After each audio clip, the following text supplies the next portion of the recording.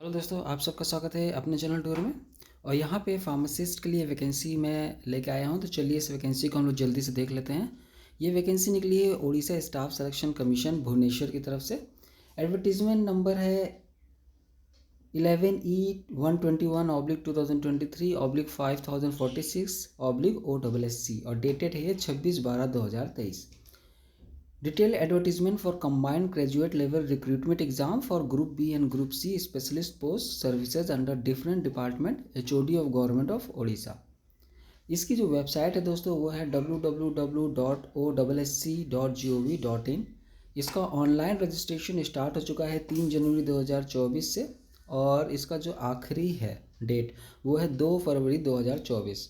Submission of online application form 3 जनवरी 2024 से 5 फरवरी 2024।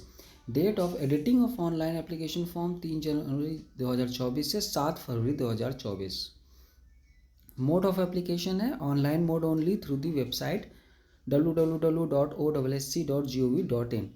No physical copy hard copy of online application form needs to be submitted by the applicant. तो simply आपको website पे जाके online apply करना है। इसके बाद कोई भी फिजिकल कॉपी या हार्ड कॉपी उनकी वेबसाइट पे नहीं, मतलब कि उन पे नहीं भेजनी है। आपको सिंपली उनकी वेबसाइट से ऑनलाइन प्रोसेस करना है।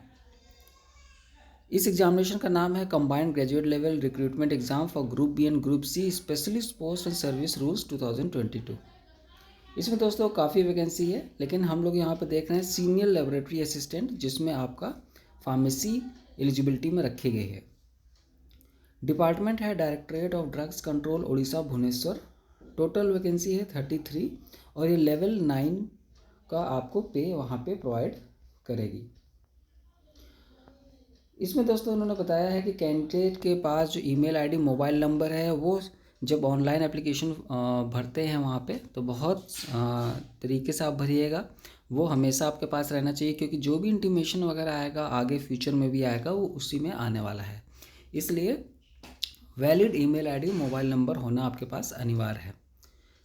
तो दोस्तों इन्होंने बताया कि appointment will be only against one of the post carrying corresponding पे एज इंडिकेटेड। तो आप एक से ज़्यादा वहाँ पे अप्लाई कर सकते हो, लेकिन आपको एक पोस्ट में ही वहाँ पे लेना पड़ेगा अगर एक से ज़्यादा में हो गया तो, है ना, अकॉर्डिंग टू योर प्रेफरेंस।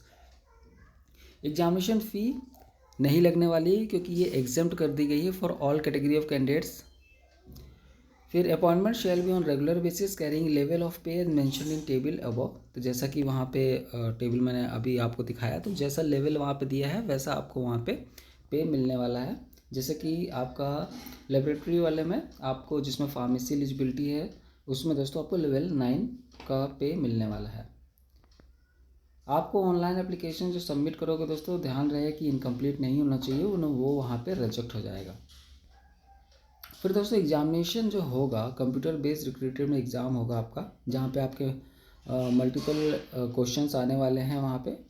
तो उसमें दोस्तों आपका नॉर्मलाइजेशन होगा। कहने का मतलब काफ़ी कैंडिडेट्स अगर हो गए तो वहाँ पे एक से ज़्यादा दिन भी एग्ज़ाम कंडक्ट हो सकता है। तो दोनों पेपर के डिफ़िकल्टी लेवल को मैच कराने के लिए दोनों दिनों के या तीनों दिनों के नॉर्मलाइजेशन फॉर्मूला वहाँ पे यूज़ होगा। Candidates are required to submit online application form well in advance.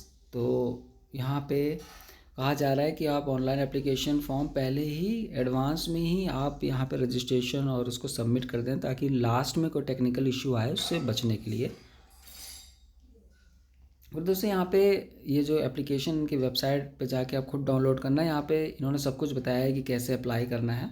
तो ये ज़रूर से एक बार अच्छे से देख लीजिएगा, इसके बाद ही आप अप्लाई करने बैठिएगा। यहाँ पे इन्होंने बताया है कि कैटेगरी वाइज वैकेंसी यहाँ पे जो 33 वैकेंसी है सीनियर लेबोरेटरी असिस्टेंट को उसको डिवाइड किया है। यूआर में 17 है, एससी बीसी की 3 है, एससी की 5, एसटी की 8, टोटल मिला के हो गई 33 वैकेंसी।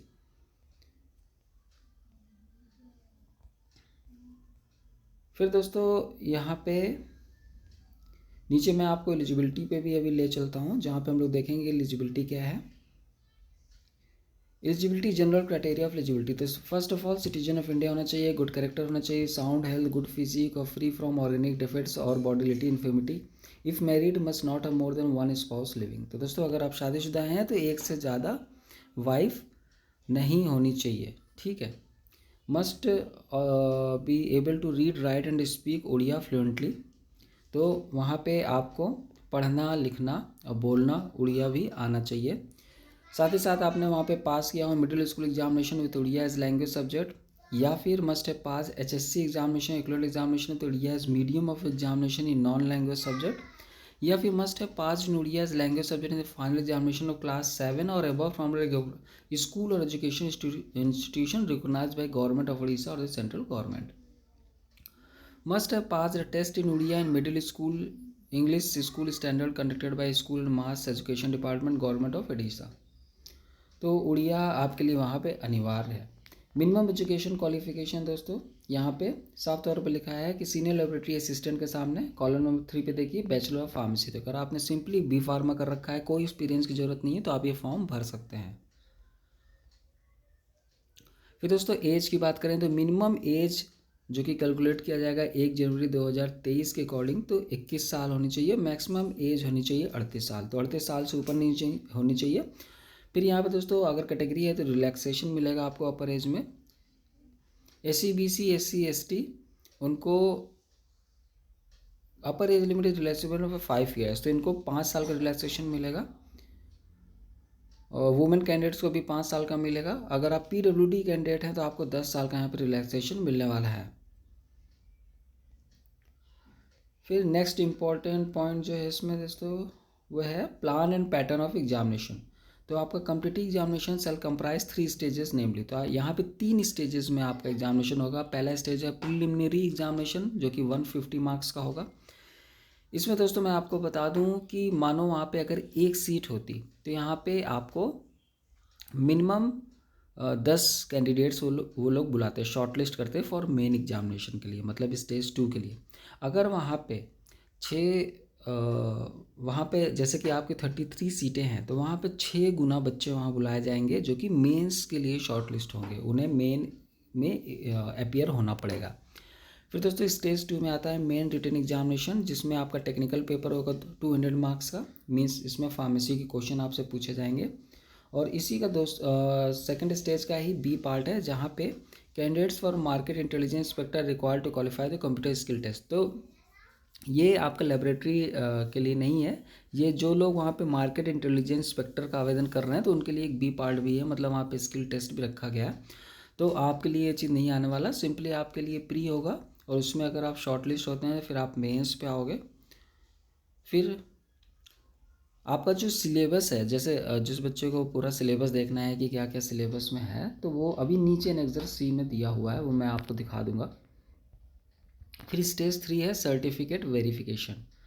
तो candidates number 2 times of vacancy advertise.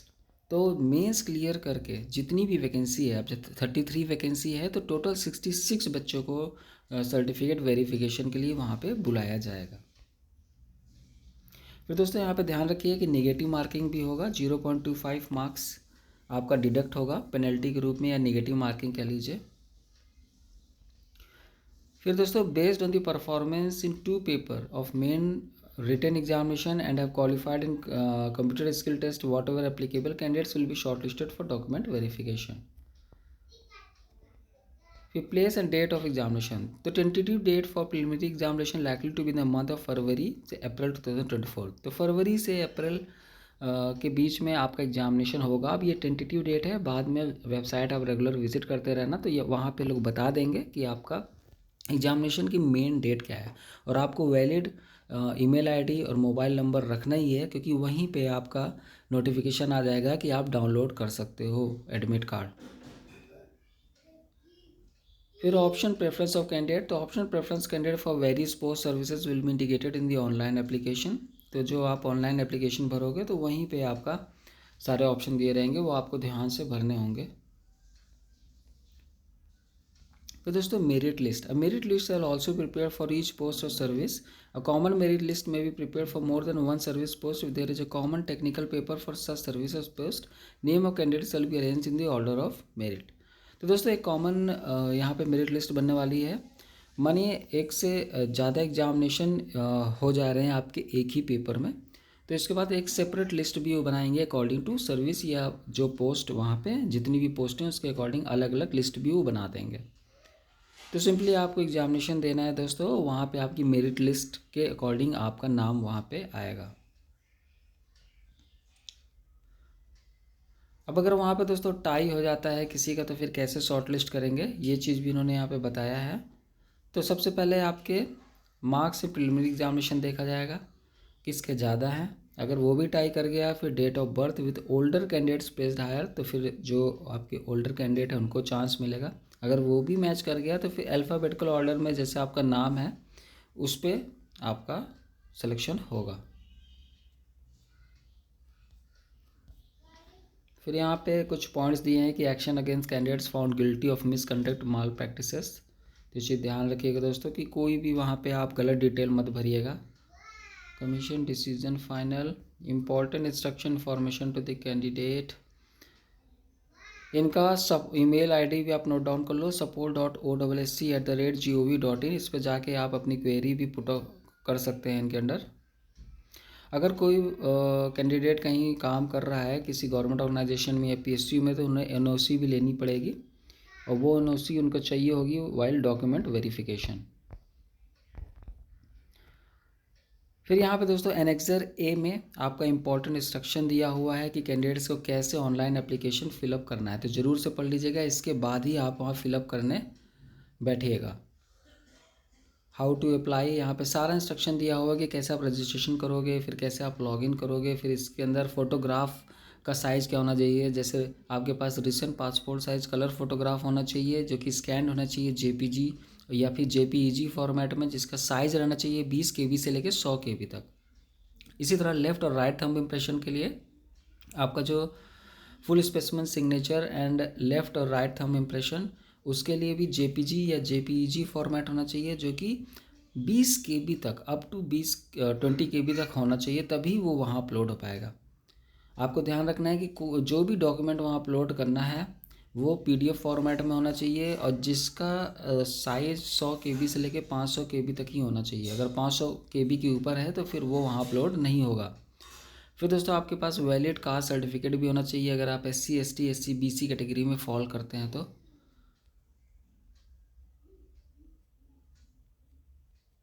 फिर दोस्तों वही चीज़ PWD कैंडिडेट्स के लिए भी उन्होंने बताया है कि आपको जो अपलोड करना है वो 500 KB तक, 100 KB मिनिमम और 500 KB मैक्सिमम साइज़ होना चाहिए, उसके बीच का ही होना चाहिए, तभी वो अपलोड हो पाएगा। फिर दोस्तों एनेक्सर B बताता है कि document to be submitted at the time of certificate verification. तो आपको क्या क्या डॉक्यूमेंट ले जाना है जब आप वहाँ पे एग्जामिनेशन क्लियर कर लोगे, शॉर्टलिस्ट हो जाओगे, तो क्या क्या डॉक्यूमेंट ले जाना है, ये एनेक्सर B में दिया हुआ है। तो ये तब आप देख लीजिएगा कि क्या क्या आपको डॉक्यूमेंट चाहिए। फिर दोस्तों यहाँ एनेक्सर C में आता है detail syllabus of preliminary written examination.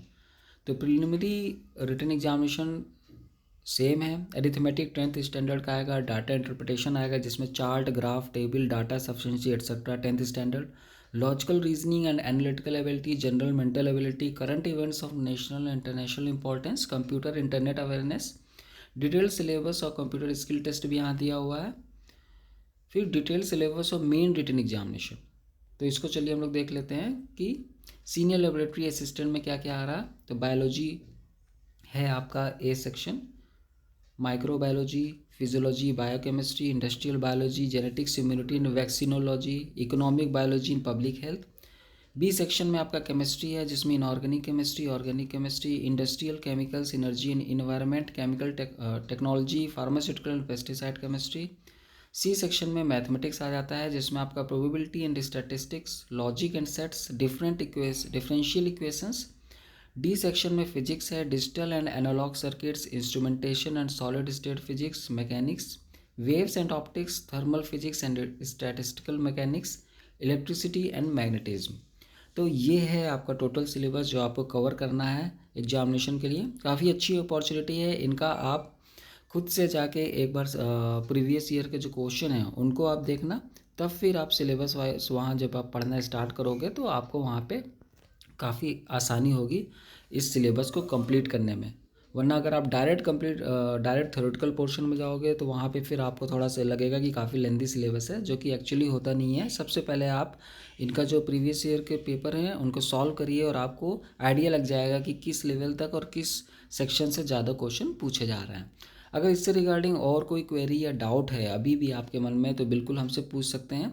इस वीडियो के नीचे भी कमेंट के द्वारा हमसे पूछ सकते हैं। हमारा जो व्हाट्सएप नंबर है उस पर भी टेक्स्ट के द्वारा पूछ सकते हैं, और जो टेलीग्राम है उसमें भी जुड़ जाइए, ताकि जो भी वीडियो है हम लोग उसमें भी आपको नोटिफाई करते हैं, तो कोई भी अपॉर्चुनिटी आपसे बच के नहीं जाने पाएगी।